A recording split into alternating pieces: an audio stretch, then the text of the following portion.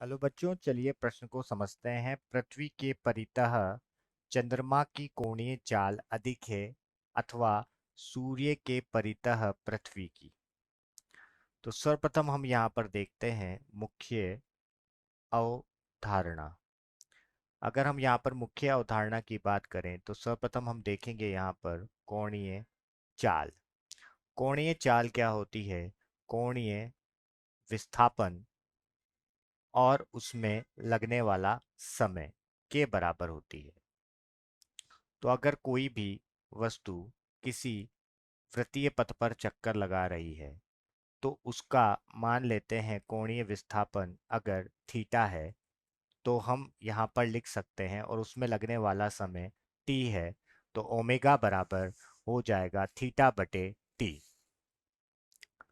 अब अब अगर हम यहाँ पर इस थीटा का संबंध यहाँ पर जो रेखीय दूरी है अगर इससे निकालें तो दूरी रेखीय दूरी और त्रिज्या और कोणीय विस्थापन विस्थापन में जो संबंध होता है वो होता है कि जो कोण होता है, कोण बराबर क्या होता है? कोण बराबर होता है चाप बटे त्रिज्या। तो हम यहां से लिख सकते हैं थीटा बराबर एस बटे आर। अब इन्हीं मुख्य अवधारणाओं को हम उपयोग लेकर हल करेंगे। तो हल, तो सर्वप्रथम हम यहाँ पर देखते हैं कि चंद्रमा की कोणीय चाल। तो चंद्रमा क्या कर रहा है? पृथ्वी के परितः, ये हमारी पृथ्वी है, ये पृथ्वी है, इस पृथ्वी के परितः चंद्रमा यहाँ पर क्या कर रहा है? चक्कर लगा रहा है। अब अगर ये यहाँ पर मान लेते हैं कि पृथ्वी से दूरी आर है चंद्रमा की, ये चंद्रमा है, तो अगर हम यहाँ पर इसकी कोणीय चाल ज्ञात करें तो हमें पता है कि कोणीय चाल क्या होती है? कोणीय विस्थापन और उसमें लगने वाला समय।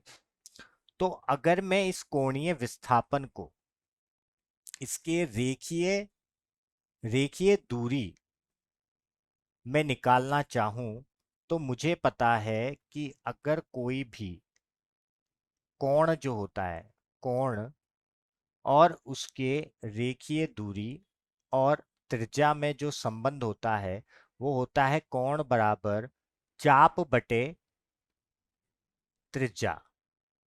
तो हम क्या लिख सकते हैं यहाँ पर? थीटा बराबर, अगर ये वृत्तीय पथ है तो हम लिखेंगे 2 पाई, और इस वृत्तीय पथ की त्रिज्या,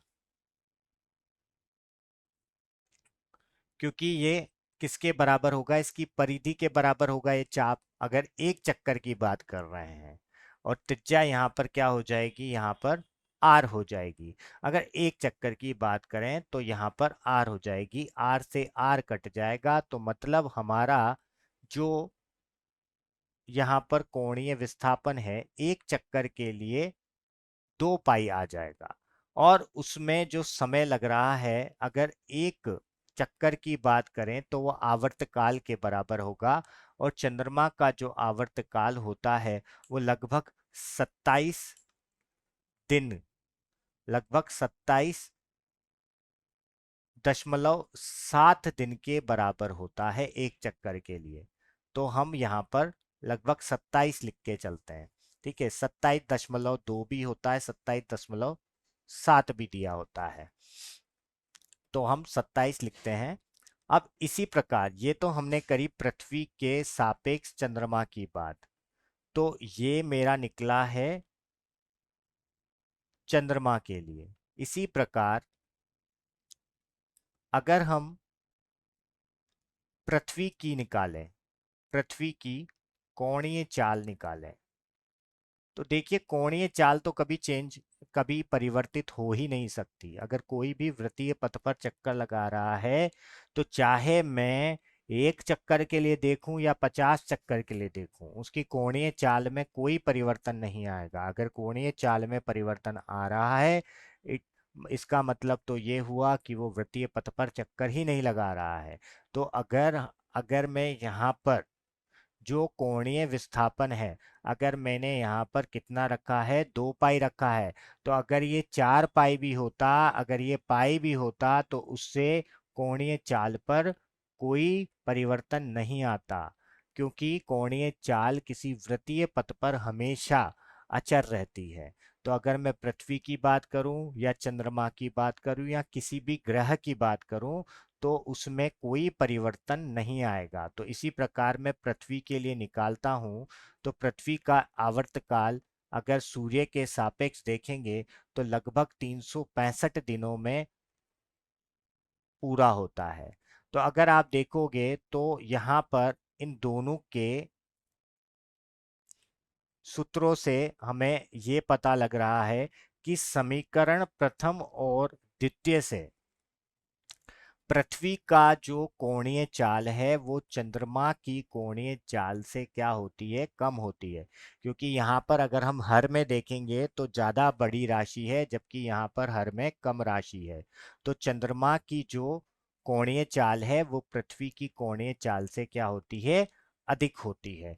और कोणीय चाल किसी भी वृत्तीय पथ पर अगर कोई पिंड कोणीय चाल कर रहा है, तो कोणीय चाल हमेशा, अगर हम बात करें रेखीय चाल की बात करें, तो वो हमेशा क्या रहती है, हमेशा अपरिवर्तित रहती है। तो ये हम लेके गए हैं, लेके चले हैं किसके लिए, एक चक्कर के लिए। तो एक चक्कर की अगर हम बात करेंगे तो कोणीय चाल किसकी ज्यादा होगी, चंद्रमा की ज्यादा होगी पृथ्वी से। तो मैं आशा करता हूं आपको ये यही प्रश्न के उपयुक्त उत्तर होंगे। मैं आशा करता हूं आपको ये समझ आया होगा। धन्यवाद।